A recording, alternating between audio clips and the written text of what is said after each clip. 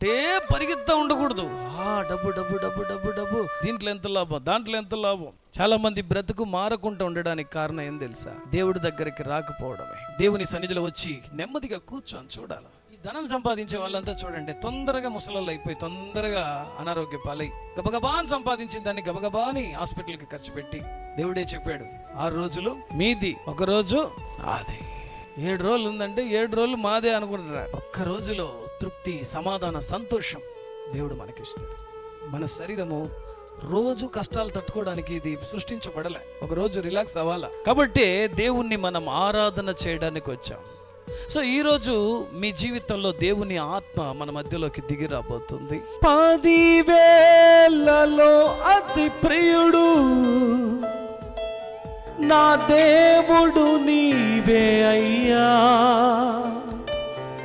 చెప్పండి, 10,000